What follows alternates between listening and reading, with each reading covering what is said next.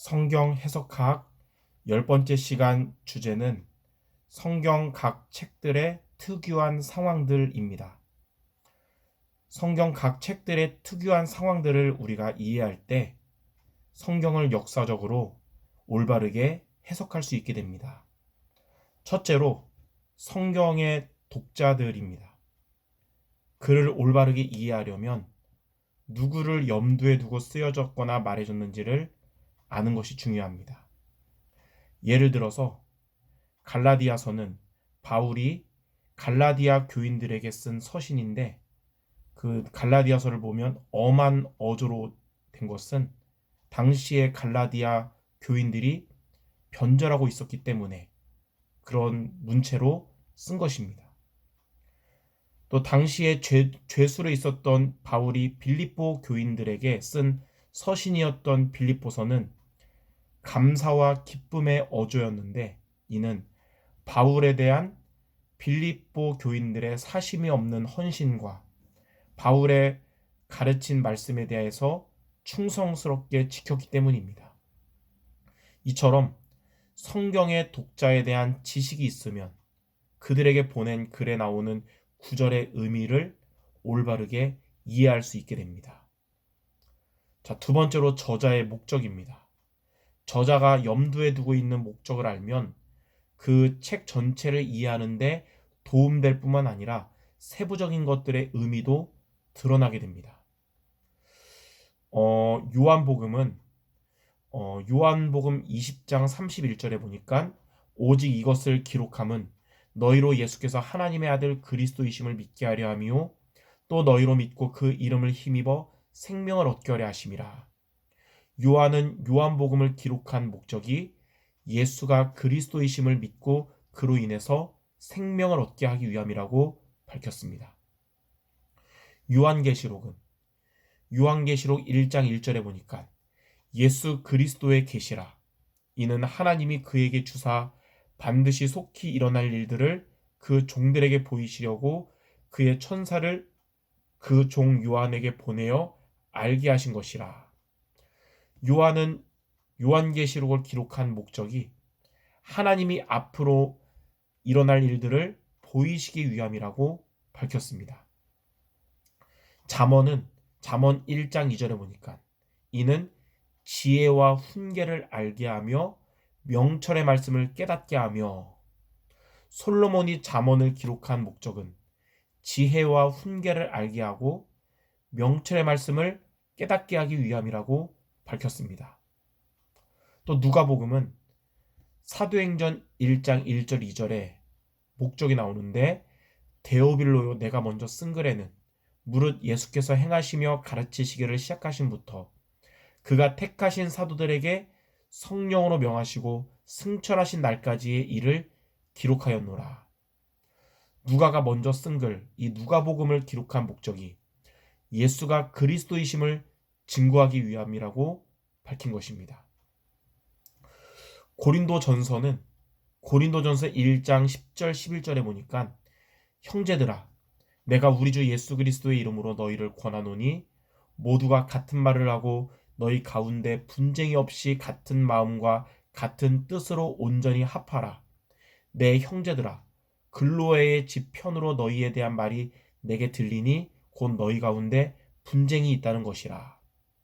당시 고린도 지역은 우상 숭배가 심한 현장임에도 불구하고 고린도 교인들은 베드로파, 바울파, 아볼로파로 갈라져서 분쟁을 하고 있었기 때문에 같은 마음과 같은 뜻을 가지는 목적으로 바울이 고린도 전서를 쓴 것입니다.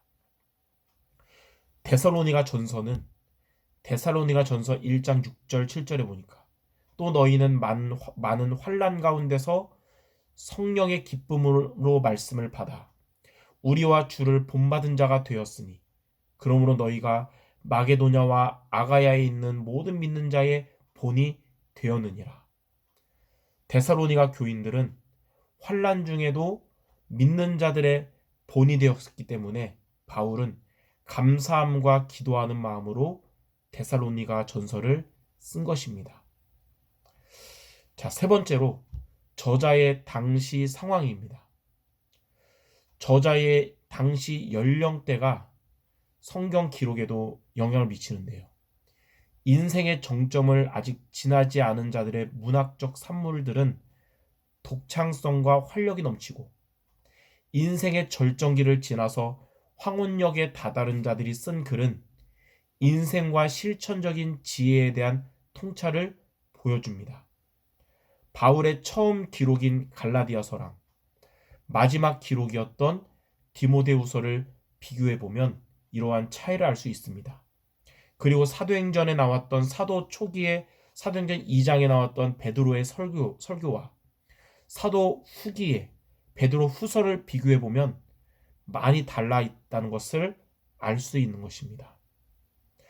그리고 저자의 당시의 사고 틀도 영향을 미치는데, 사울과 요나단이 죽었다는 소식을 들었던 다윗은 기뻐하거나 안도하지 않고 슬픔으로 노래를 했는데, 다윗은 기름 부음 받은 자에 대한 공경심이 있었고 요나단에 대한 사랑이 있었기 때문에 사울과 요나단이 죽었을 때 다윗은 사무엘하 1장 19절에서 27절에 감동적이고도 깊은 슬픈 노래를 하게 된 것입니다.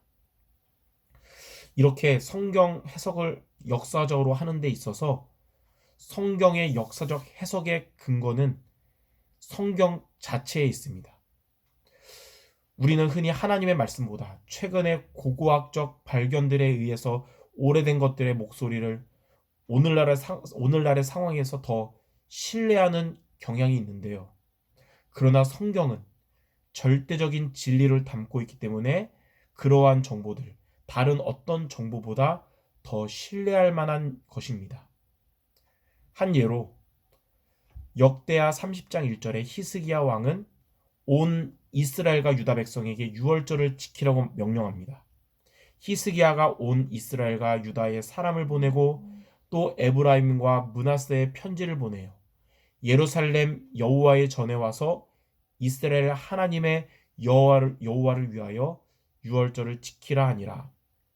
이런 유월절이라는 절기에 대해서 우리가 알고자 한다면 역사 기록자였던 요세푸스의 저작이 아니라 유월절에 대한 모세오경에 나왔던 성경 구절로 먼저 눈을 돌리는 것이 정확한 해석을 하는 비밀인 것입니다. 또 하나로 나실인, 천사가 마노아에게 한 예언대로 삼손은 나실인이 될 운명이었습니다. 사사기 13장 5절에 보면 천사가 이렇게 말했어요. 보라, 내가 임신하여 아들을 낳으리니 그의 머리에 삭도를 대지 말라. 이 아이는 태에서 나옴으로부터 하나님께 바쳐진 나실인이 됨이라. 그가 블레셋 사람의 손에서 이스라엘 구원하기 시작하리라. 여기서 이 나실인이 무엇인지에 대한 답변은 당시의 역사적인 자료가 아니라 민수기 6장 1절에서 8절에 하나님이 말씀하셨던 어원을 통해서 우리가 정확하게 파악할 수 있게 되는 것입니다. 이처럼 성경 전체가 그리스도의 구속이라는 주제임을 알고 성경을 통해서 해석을 하는 것이 가장 올바른 해석이라는 것을 아시기를 바랍니다. 감사합니다.